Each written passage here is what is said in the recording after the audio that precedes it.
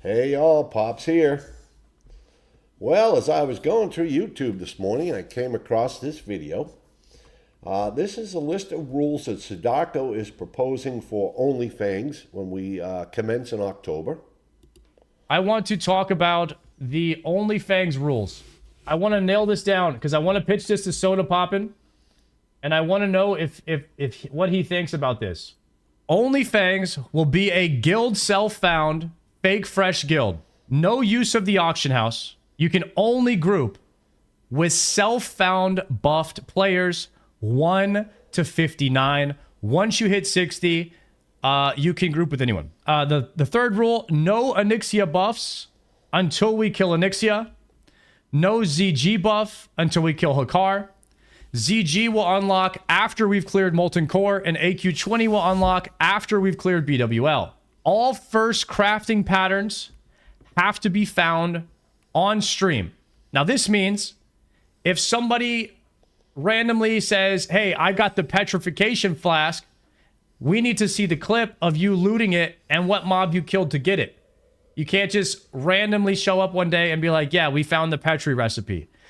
This will ensure that no one is buying or trading it off the auction house. We need actual proof that somebody in the guild looted it on their own, right? It's a self-sustained ecosystem within the guild. Mob tagging is not allowed unless after a death, the Council of Tiers approves that you will be allowed to mob tag to get back to your last highest level. Now, a type of approval that the Council of Tiers would approve is something like you DC'd and then died to a mob, and so this death wasn't your fault, so they're allowing you to mob tag back to your last level if you died to like a DC. But it has to be approved. And there's a chance that maybe the council doesn't approve any of these, but Soda needs to come up with who would be on the council and who would review the cases to see if people would be allowed to mob tag or not. Okay? Number 8, WoW mains must have their class and spec approved by Soda. Number 9, trading in guild will become unlocked at level 60, and trading with Fangsley can be done at 60, but only consumables and materials. Those are the 10 rules that I have come up with the chat that I think would make the OnlyFangs reboot experience the best overall. What is mob tag? All right, let's talk about these rules. First of all, no auction house. Doesn't even need to be a rule. All right, if we are playing self-found, the self-found box that you check when you create your character, which I'll go into that in a bit, blocks the auction house, blocks mail, and blocks trading. So doesn't even need to be a rule.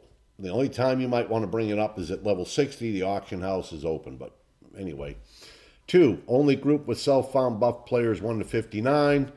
That needs to be expounded upon. If we're going to allow grouping, you must be within 5 levels of your current level grouping. Otherwise, you know what? If you're telling me that at level 3, I can group with a level 45 who can come over here and help me complete every quest, and while we're in a group, kill everything, well, you know, I'm going to move up pretty fast. That's pretty much the same thing as mob tagging, except we'd be grouped together. All right, no only buff until we kill only. I'm neutral on that. No ZG buff until we kill Hakar. I'm neutral on that. ZG unlocks after we clear Molten Core. I agree with this somewhat because if you all remember, a lot of times in OnlyFangs, when people were hitting 53, 54, they would go to ZG and they would just have, they would get boosted through ZG. They would get levels boosted. I do agree that no one should be allowed into ZG until they're at least 60, and they must go in as a raid with the guild. Anybody in ZG that is not in a raid with the guild, out you go. AQ20 unlocks after we clear BWL. That's fine. I have no problem with that either way. All right. All first crafting patterns must be found on stream. I totally disagree with this. First of all, if we're doing self-found, there is no way for them to get the crafting pattern off the auction house. There is no way for them to get it traded to them. So obviously, if they get it and they're on the self-found, and that self-found buffer has remained on, they found it legitimately. Or they were in a group and they killed the mob legitimately in the group to get that. So, yeah, I don't think that even needs to be up there. Mob tagging after a death must be approved by the Council of Tiers. I am 50-50 on this. While I don't like the idea of mob tagging, I do understand if you are DC'd through no fault of your own and you die, the idea that you could be brought up to that level. I mean, remember this. Remember Hardcore All-Star, the Hardcore add-on actually had an appeals committee where if you died to a DC, you could submit the clip of your death to that committee and they could authorize you to revive that character and keep going on. And perhaps maybe we take on that kind of thought process that we wouldn't need to mob tag. We would allow that person to res and continue on. And I'll get into that in a minute.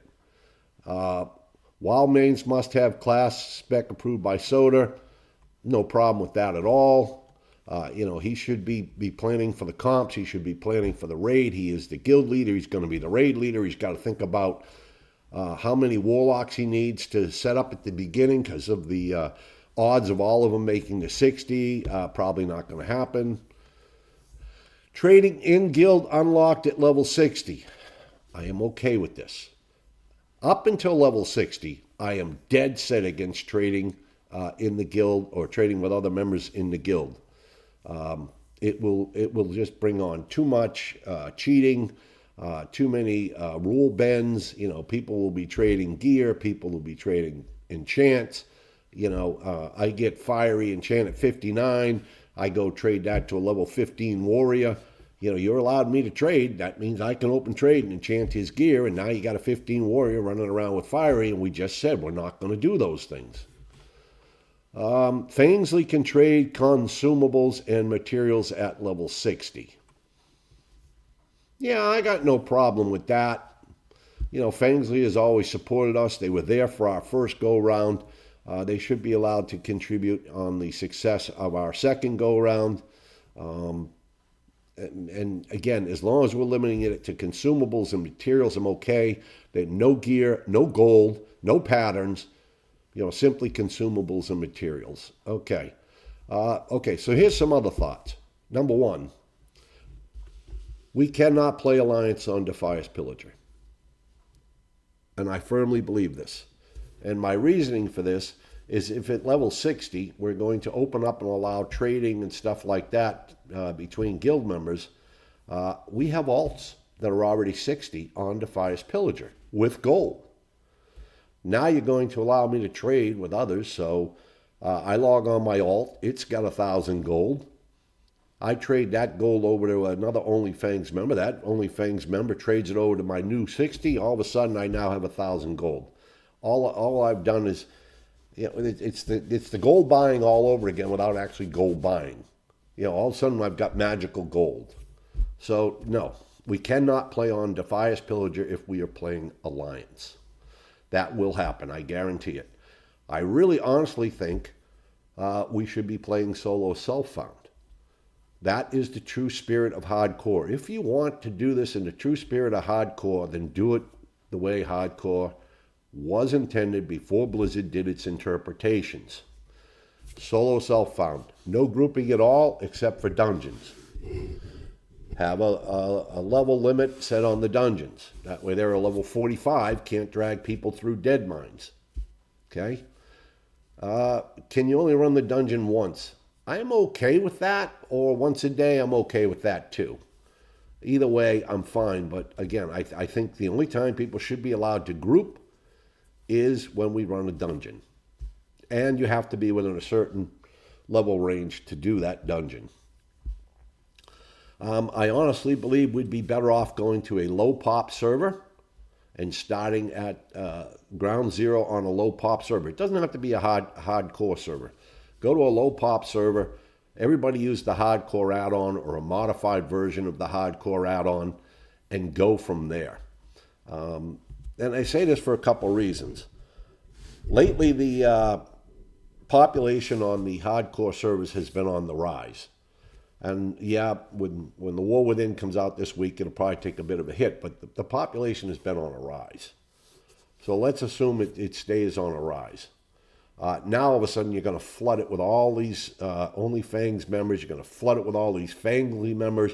You're also going to flood it with other people who just were watching and got inspired to play again. These realms are really going to become overpopulated. I say we go to a low pop server and almost start fresh, kind of like those that wanted a new classic era did. They went to Deviant Delight and they, pretty much created a good server. The only thing that would be mandatory is you don't go to, obviously, a PvP server. But anyway, that's my take on these rules. Again, number one, doesn't need to even be there. Number two, only group with SF buff players within 3 levels or within 5 levels of each other. Got to have some kind of a restriction in there. 3, I'm neutral on. 4, I'm neutral on. 5, I'm neutral on. 6, disagree with that. First of all, 90% of the time, people are going to be streaming their leveling. And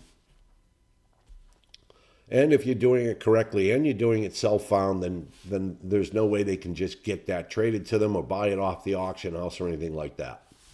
7, mob tagging, 50-50 on that.